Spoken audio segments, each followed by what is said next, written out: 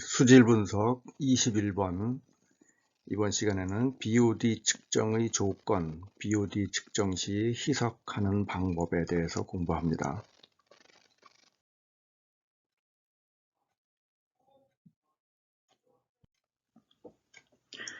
BOD를 측정하는 방법에 있어서 첫 번째 결정해야 될 것이 희석을 하지 않고 직접 측정하는가 아니면 희석해서 측정하는가 하는 거죠. 그 BOD가 한 7mg/L 이상은 측정을 할 수가 없다고 했습니다. 그 산소의 양이 제한되어 있기 때문에. 그래서 7mg/L BOD 7 이하인 경우에는 희석하지 않고 그냥 측정할 수가 있어요. 그래서 그것을 직접법 또는 뭐 영어로는 다이렉트 메소드라고 부르는데, BOD 7 이하면 어떤 물이냐 하면은 그냥 보통 우리가 그 상수원으로 쓸 수 있는 하천수, 호수물 이런 것들입니다. 가정 하수, 도시 하수 이런 것들은 BOD가 100mg/L 정도 됩니다. 그러니까 희석하지 않으면 측정을 할 수가 없는 거죠.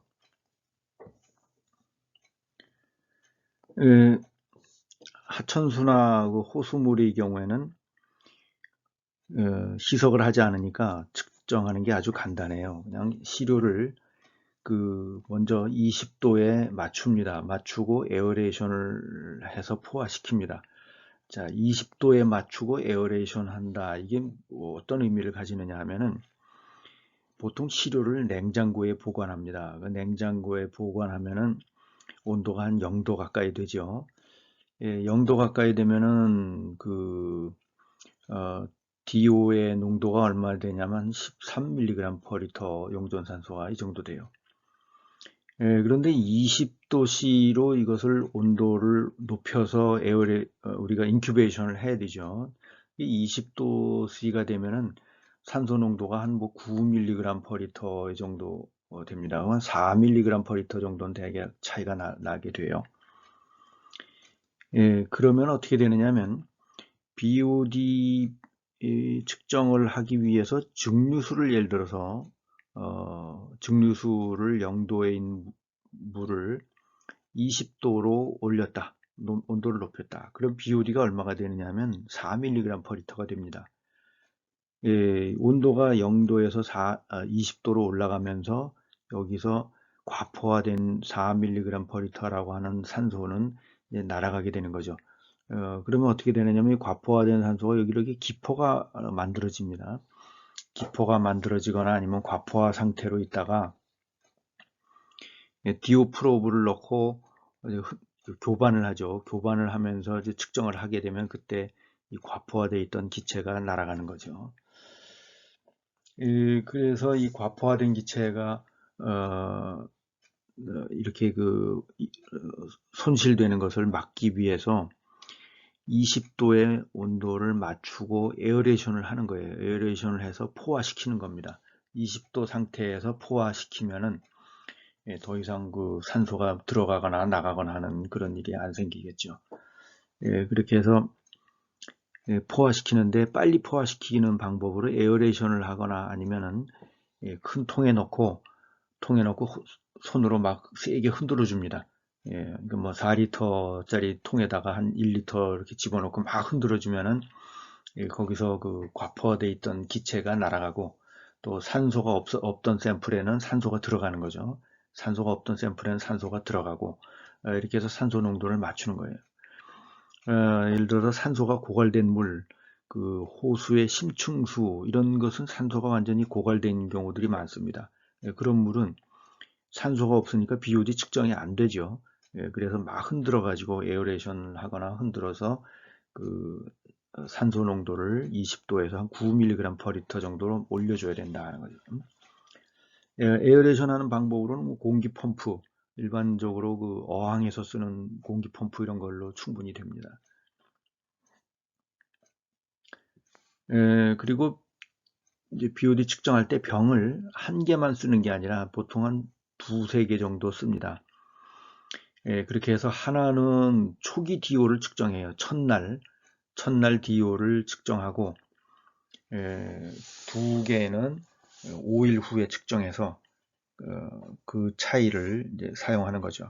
근데 그 5일 BOD에 두 개를 쓰는 이유는 혹시 하나가 뭐 잘못되더라도 그 체크가 되는 거죠. 두 개가 비슷하면은 측정이 뭐 이상이 없는 것이고, 두 개가 차이가 많이 나면은 무언가가 잘못된 거니까 다시 점검을 할 수 있도록 이렇게 하는 겁니다. 그러니까 희석을 하지 않고 그대로 측정을 하는데, 그러다 보면은 간혹 이 뉴트리언트가 부족해서 BOD 측정이 조금 낮게 나오는 경우가 있어요. 뭐냐면은 아주 빈영양호인 물은, 물속에 유기물은 있는데 오히려 포스페이트가 부족한 경우들이 있습니다. 포스페이트가 부족해서 박테리아가 유기물을 잘 이용을 하지 못하는 그런 사례들도 있어서, 그때는 뉴트리언트를 살짝 첨가해 줘야 된다 하는 거죠. 그런데 좀 부영량한 물에서는 뭐 뉴트리언트가 보통 충분히 있기 때문에 또 더 첨가하지 않아도 BOD 측정이 잘 됩니다. 이 다이렉트 메소드로 측정할 수 있는 BOD 7 이하의 물, BOD 7 이하의 물은 대부분의 자연 하천수, 우리나라 상수원의 대부분이 여기에 해당이 됩니다. 우리나라 상수원이 보통 2급수 정도 되는데, 1급수 중에 1A급, 1A급이면은 BOD 1mg/L, 1B면은 BOD 2mg/L, 2급이면은 3 이렇게 됩니다. 보통 한 2, 3 정도 돼요, 우리나라 상수원 수가. 그래서 BOD 1B급이나 아니면은 2급, 좀 나쁜 곳은 한 3급 정도 뭐 이렇게 됩니다.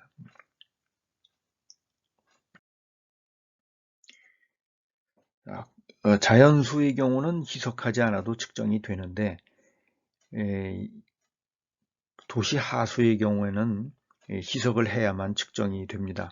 그래서 그 희석하는 방법, 다일루션하는 메서드를 사용해야 됩니다. 그런데 희석을 얼만큼 정도 해야 되느냐, 희석을 얼마나 해야 되느냐 하면, 남은 DO가 최종적으로 한 1 내지 2mg/L 남도록 해야 됩니다. 1 내지 2mg이 남도록 하고, 또 너무 희석을 많이 하면 BOD가 너무 작아지죠. 그러면 측정이 잘 안 돼요. 그래서 BOD가 최적인 것은 뭐냐면 BOD가 한 2에서 7 사이가 되도록 이렇게 희석을 해주는 것이 적절합니다.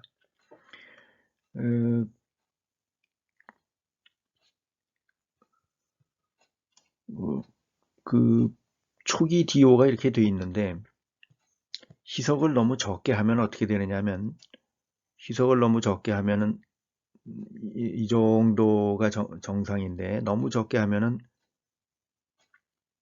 이렇게 그 DO가 고갈되는 수가 생기겠죠.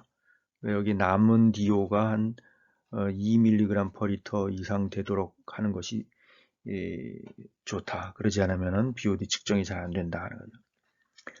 또 너무 희석을 많이 하면, 여러 배를 희석을 하면은 이 BOD가 너무 작을 수가 있어요. 이 산소 소비량을 측정하는 것인데, 이게 또 너무 작으면 측정이 잘 안 되죠. 그래서 여기서도 또 BOD가 한 2mg/L 이상 되도록, BOD 2 이상은 돼야 그래도 어느 정도 측정이 유의적으로 잘 된다 하는 거죠. 그래서 최적 범위는 이 사이에 들어오는 겁니다. 최적 범위는 이 사이에 들어오는데, 그러면 이 사이가 얼마냐면은 2에서 한 7mg/L, BOD가 한 2에서 7 사이가 된다 하는 거죠. 보통 희석은 어떤 배율로 하느냐 하면은 2배, 5배, 10배, 20배, 50배, 100배 이런 식으로 나갑니다. 그러니까 2, 50, 20, 50, 100 이렇게. 그렇게 해서 적절한 배수를 선택해가지고 BOD가 그 2에서 7 사이에 들어가도록 희석을 해줘야 돼요. 그러니까 예를 들어서 BOD가 한 100mg BOD가 100mg/L 정도 된다. 그러면 이걸 20분의 1로 희석을 하면은 20배 희석하면은 5mg/L 정도 되겠죠. 그러면 딱 측정하기 적당한 BOD예요. 그런데 이 문제는 뭐냐면 우리가 BOD를 측정하기 전에 BOD를 얼마인지 모르죠. 얼마인지 모르니까 이것을 몇 배 희석하는 게 좋을지를 정확히 판단하기 어려운 경우도 많이 있습니다. 그래서 BOD를 측정할 때는 대략 이 물이 어떤 샘플이다. 또 이게 가정하수인지 아니면은 뭐 소양호 물인지 안양천 물인지 이걸 어느 정도 알고 있어야 또 과거에 측정했던 데이터들을 보고 이 정도 물이면은 BOD가 얼마쯤 될 것이다. 이런 예측을 해야 돼요. 예측을 하고 거기에 맞는 배수를 선택을 해야 됩니다. 보통 3개 배수를 선택합니다. 3개 배수를 선택한다는 건 무슨 뜻이냐 하면은 예를 들어서 BOD가 100으로 예상을 했다. 그러면 20배 희석하면 되죠. 그럼 최적 배수가 20입니다. 20배. 그런데 혹시 또 잘못될 수도 있으니까 요 옆에 10배, 50배도 하나 추가하는 거예요. 이렇게 해서 3가지 배수를 선택합니다.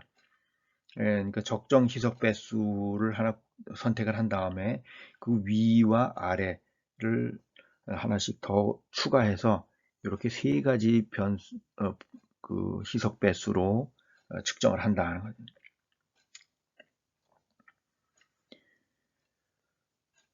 희석할 때는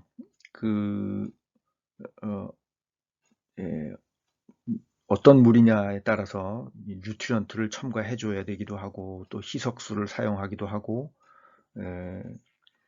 그런 그 조건을 맞춰줘야 되는데 보통 가정하수에는 그 뉴트리언트가 풍부합니다. 가정하수는 영양분이 풍부해서 가정하수는 뭐냐면 뭐 설거지한 물 이런 거죠. 설거지한 음식 찌꺼기 또 사람의 그 분뇨 뭐 이런 것들이고 그래서 거기에는 생물이 필요한 영양소들이 잘 골고루 들어 있습니다. 그래서 미생물이 성장하는데 별로 문제가 없어요.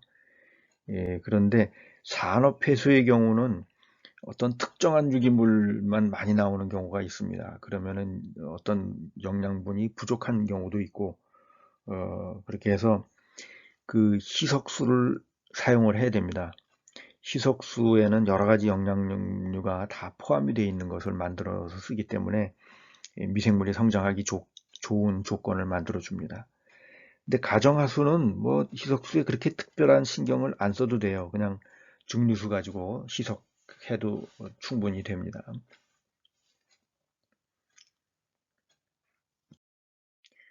자, 그러면 그 산업폐수 같은 것들은 희석할 때 희석수를 쓰는데 어떤 것을 희석수로 쓰는가?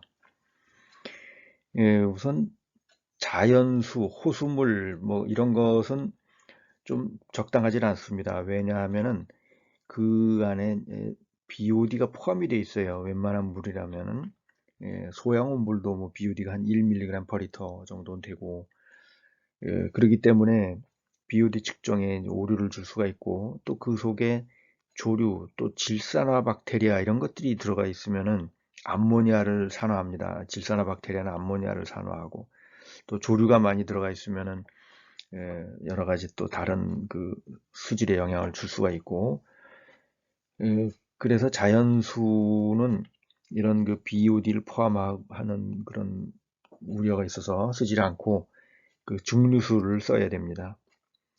수돗물도 유기물은 적은데 문제는 그 염소 소독을 하기 때문에 염소가 포함이 되어 있어서 미생물의 성장을 억제하는 그런 살균력이 있어요. 그래서 그 수돗물은 적절치 않다. 그래서 증류수 가지고 희석을 해서 만들어야 된다.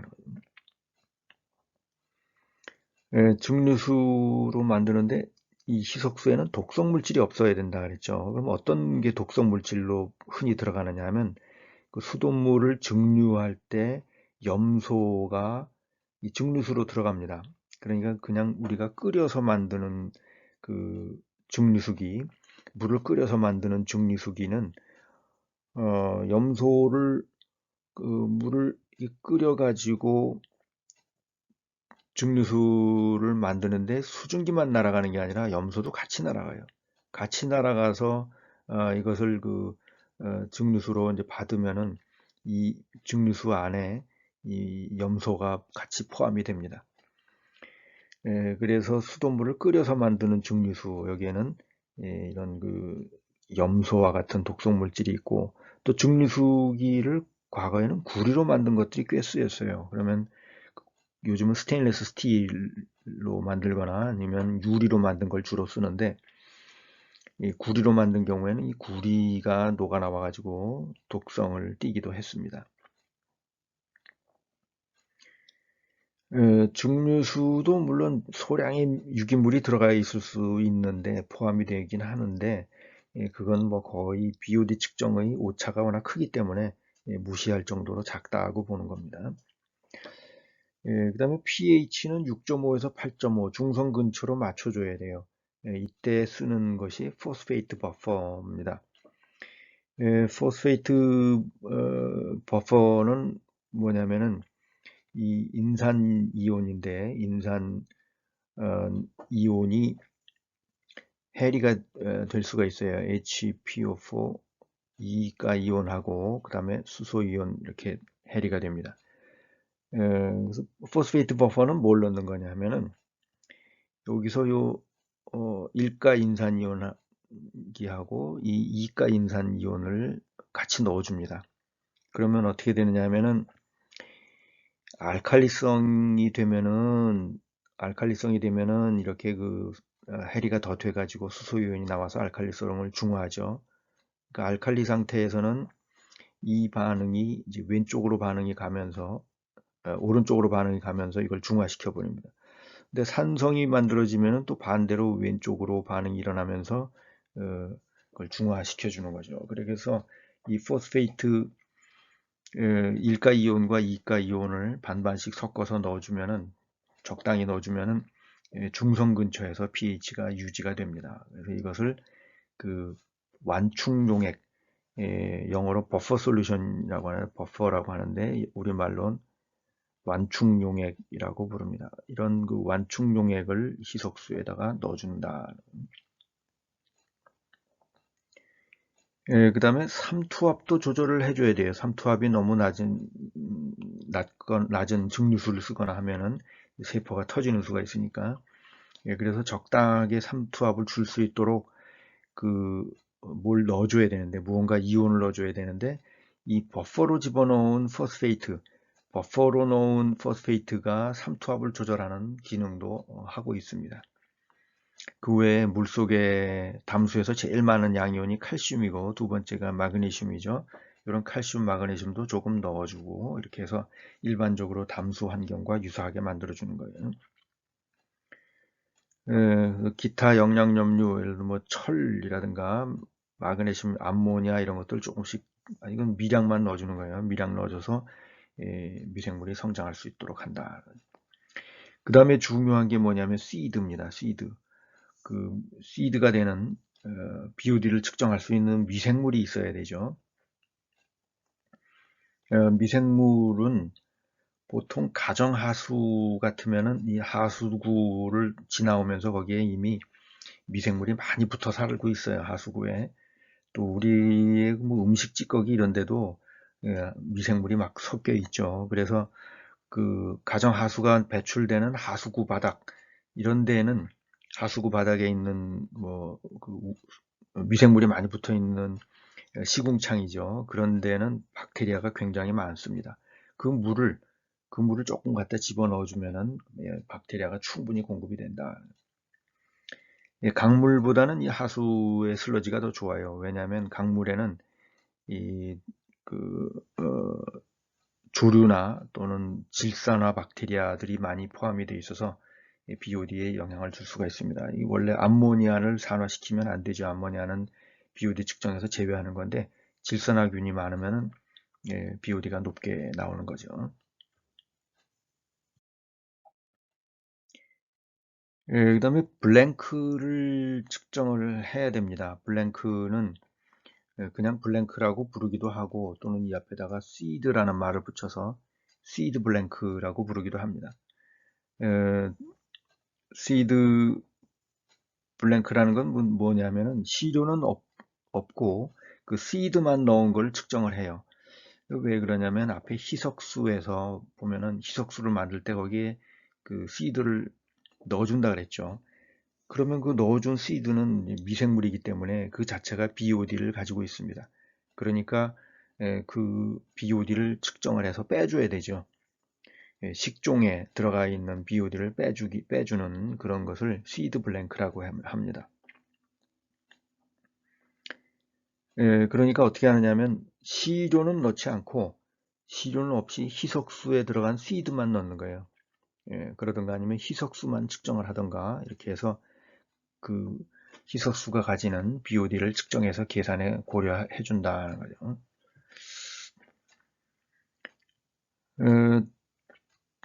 시드를 그 측정하는 데 있어서 초기 DO를 측정하는 것이 필요하냐? 초기 DO라는 건 뭐냐면은 시드는 아주 소량이 들어가는데 그 소량 들어가는 그 시드의 산소 농도가 희석수의 산소 농도가 그 샘플의 산소 농도와 다를 수가 있죠. 다를 수가 있기 때문에 그걸 고려하는 것이 필요하지 않느냐 이런 것인데 보통 20도씨에서 충분히 에어레이션을 시켜주면 시드 블랭크가 들어간 그 희석수의 DO하고 샘플의 DO가 거의 비슷해집니다. 그러니까 9mg per 리터 정도에서 어느 정도 포화가 되어 있으면은 비슷하니까 그거는 무시해도 된다는 거죠. 근데 좀 더 자세하게 들어가면은 뭐 시드 블랭크를 별도로 측정을 하기도 합니다. 그 시드 블랭크를 별도로 측정할 때 보통 어떤 방법을 쓰느냐 하면은 예를 들어서 우리가 BOD 측정할 때 그 시드를 한 1ml씩 넣었다. 여기 이제 300ml의 시료가 있는데 300ml에 1ml씩 넣었다. 그러면은 이거는 이제 시료 측정할 때 이렇게 하는 거죠. 그 시드 블랭크 측정할 때는 희석수 1ml만 측정해서는 너무 작으니까 예를 들어서 그 300ml에 시드를 한 10ml, 10배를 넣는 거예요. 10배를 넣어가지고 BOD를 측정합니다. 10배를 넣어서 BOD를 측정하면 그 이제 시드 블랭크가 정확히 측정이 되죠. 나중에 이것을 나누기 10 해가지고 보정을 해주면 된다는 거예요. 희석하는 방법도 또 몇 가지 방법이 있어요. 희석을 하는 방법이라는 게 뭐냐면 뭐 통에다가 미리 큰 통에다 넣고 희석하는 방법이 있고 병 안에다가 샘플을 바로 직접 넣는 방법이 있고 그래요. 자, 우선 희석 배수를 결정하는 방법은 앞에 설명한 대로 한 3가지 정도 하면 되고 DO가 한 보통 문헌에 보면은 0.5 이상이면은 남은 DO가 0.5 이상이면 BOD에 영향이 없다 그러는데 내가 측정해 본 경험에 의하면 한 2mg은 돼야 영향을 안 받아요. 그 다음에 BOD가 한 2 이상 되도록 그래서 최적 범위는 2에서 7이 되도록 희석을 한다. 자, 희석하는 방법에는 이 퍼센트 믹스처라는 거하고 다이렉트 피페팅이라는 방법을 많이 씁니다. 보통 뭐 BOD가 그렇게 높지 않은 물, 그 시료수가 많지 않은 경우에는 이 퍼센트 믹스처 방법을 많이 써요. 뭐냐면 큰 통에다가 넣어서 희석을 하는 거죠. 그러니까 큰 통에 시료 예를 들어서 시료 1리터와 희석수 1리터 이렇게 하면 이제 2배가 희석되는 거죠. 또는 시료 0.1리터하고 희석수 0.9리터 그러면 10배로 희석이 되는 거죠. 이런 식으로 희석해서 큰 물통에서 이미 섞어 가지고 그 다음에 이제 BOD 병에다가 이걸 나눠 넣는 거예요. BOD 병에다가 그렇게 해서 측정을 하면 이게 이제 퍼센트 믹스처라는 방법인데, 이 BOD가 굉장히 높은 물, 그 하수라든가 이런 거는, 하수는 BOD가 한 100 정도 되니까 한 20배 희석을 해야 되죠.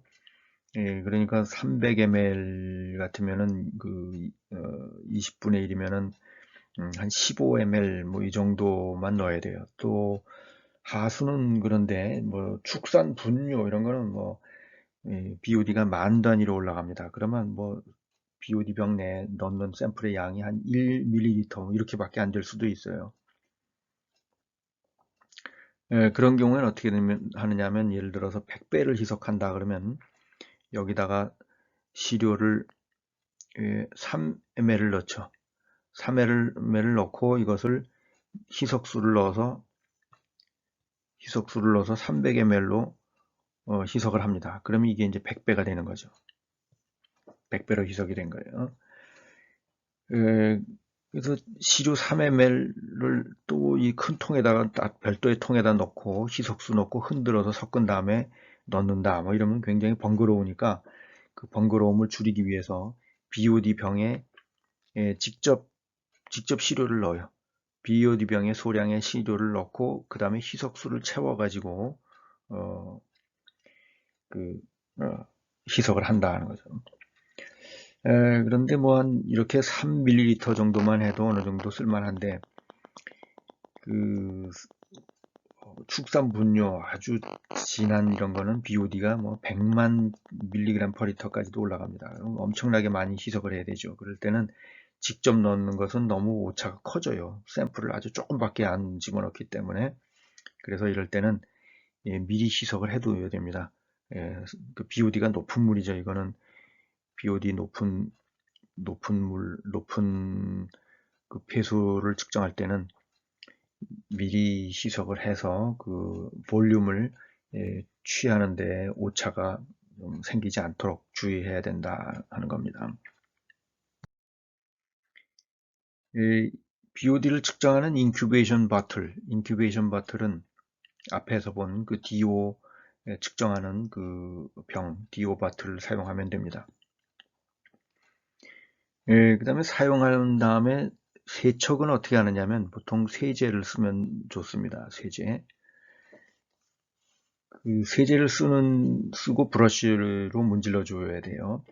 그 이유가 뭐냐면, 5일간 거기서 미생물을 배양하고 나면 미생물이나 유기물이 유리벽에 달라붙어 있어요. 유리벽이 미끈미끈해지죠. 오염된 물에 오래 두면. 그 물때가 낀다 뭐 이렇게 표현하는데, 유기물이 달라붙어서 유기물 막이 형성되고 거기에 박테리아들도 붙어 살고 합니다. 또 거기에 이제 세균이 붙어 살면은, 질산화세균은 그 다음 BOD를 측정할 때 이 암모니아를 산화시켜서 BOD를 높이는 원인이 됩니다. 그래서 이런 질산화세균도 죽이고 그러려면은 세제를 넣고 뜨거운 물로 세척하면 제일 좋아요. 그럼 세척도 잘 되고. 그 다음에 초기 DO는 아까 설명한 대로 시료를 20도에 맞춰가지고 에어레이션을 잘 해주고, 이 시료와 희석수의 DO가 차이가 나지 않게 하면은 계산이 간단해집니다. 이게 차이가 많이 나면은 나중에 이제 계산해서 좀 복잡해집니다.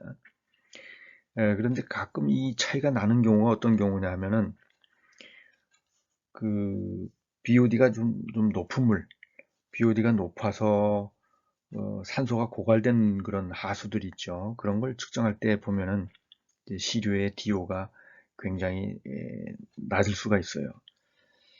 그런데 샘플의 양이 20% 이상 뭐 이렇게 많이 사용되면은 시료와 희석수의 DO가 차이가 나면은 계산에 이제 고려해야 되기 때문에 따로 측정을 할 필요가 있는데, 20% 이하, 그러니까 앞에서 보여준 것처럼 뭐 3ml만 들어가 가지고 이게 100배 희석한다. 보통 가정하수의 경우처럼 이렇게 몇십 배 희석하는 그런 경우에는 DO의 차이를 무시해도 좋습니다.